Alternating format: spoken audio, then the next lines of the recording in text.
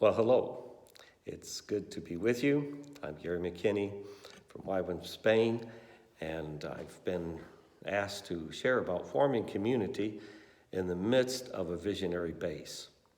And we want to talk about the importance of visionary and operational leadership working together with pastoral and spiritual leadership.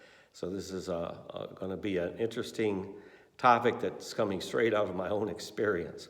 So fasten your seatbelts, and here we go.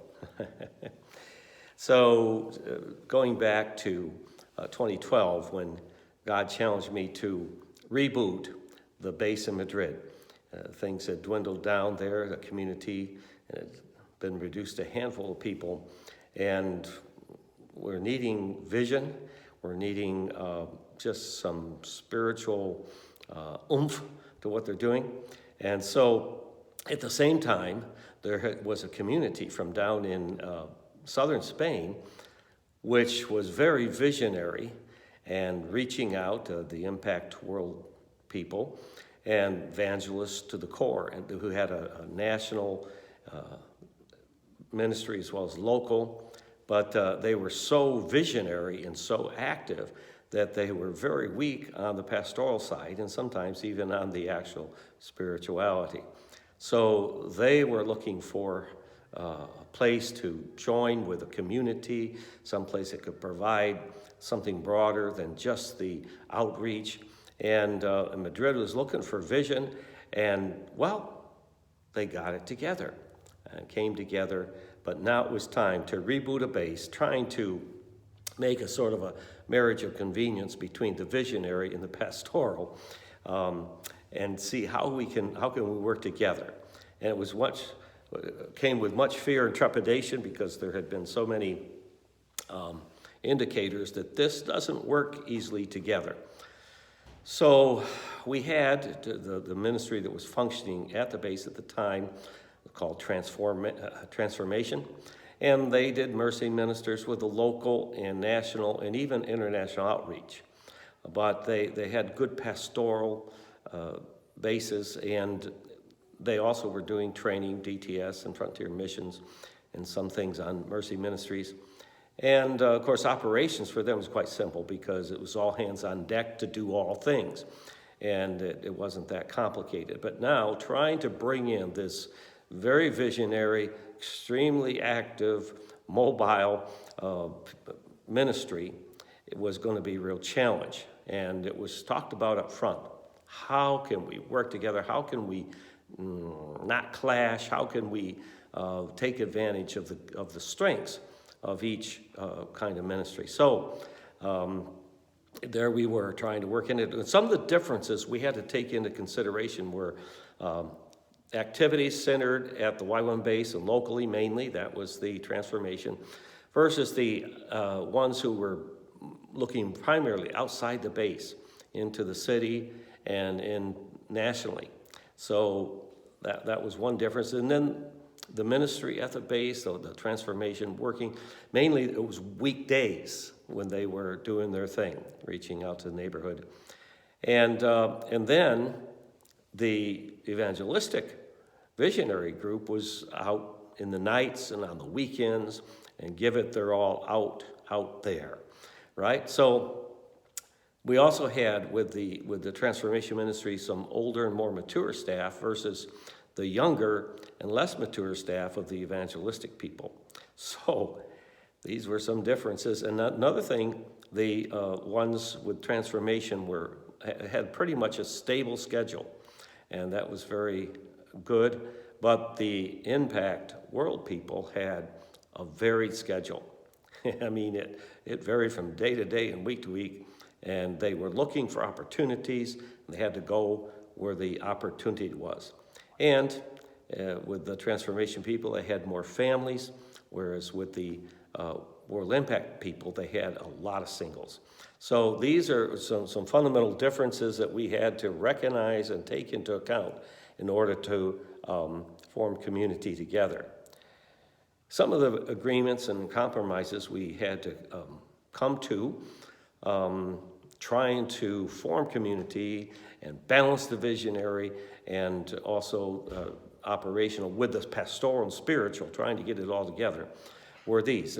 We had to have a base leadership team that included leaders from each of these things, blending the apostolic, the prophetic, pastoral, and operational. And also we had to accommodate all the needs for each side. The evangelistic efforts on the weekend precluded, for example, meeting together with our YWAM family. On Mondays, we had to find another day. And when the teams that went out were rested. Also, we had to talk about sharing facilities, offices, classrooms, practice rooms for these evangelists. And so, and we just had to respect the distinctives of two very diverse and sets of staff and workers. First thing we needed was an overarching vision to bring, which we've landed on just being a community that brings the presence of God and raising up spiritual warriors, because we needed them in all parts of the ministry. And so we formed a tree, which I'm going to try to show you here if I can switch the screen around, and I can't. So that is a downside of what I'm doing right now. I don't know how to do that. And so I think we're going to finish up this first first try, and then we'll try to figure out how to do what I really wanted to do. All right, so underneath this, we formed this, what we call the tree, for staff involvement and contribution. And we said that each person would function not only in a ministry, but also in the pastoral and the operational. And so we just had to find ways, and if you look at the tree, you're going to see up on top, we have the three different ministries with all their varied expressions, and of course that grew over time. And then to the bottom, we have the operational on one side, and the other side we have the pastoral spiritual. Not that all should be spiritual, of course, but we had to recognize there was a way of building spirituality and sustaining a spiritual emphasis. And at the same time, we had to do the operations, and we just didn't want to have anybody doing only operations. So we wanted them to be involved in the ministry, wanted to be involved in the spiritual and in the pastoral.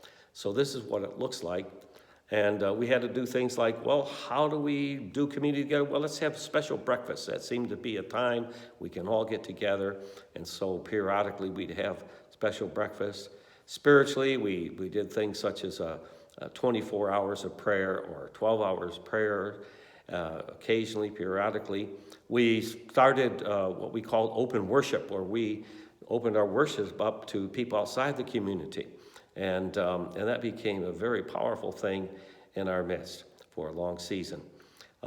We also look for mutual care groups, groups where we can do the pastoral without burdening a few people at the top of the tree, you know. So and often the pastoral transcended the different ministries and departments, so that we had people from the different parts caring for one another. So that really helped sustain community. Yeah, and then we had joint outreach events periodically. We had at least 4 major events throughout the year where everybody was involved, and we could join forces together using the giftings and the abilities of each ministry. So basically, this is how good it was. And I would just end with a quick video that says, what is YWAM Madrid? Or this is YWAM Madrid. I think you'll like it, and it's something that really worked and came into fruition in our group.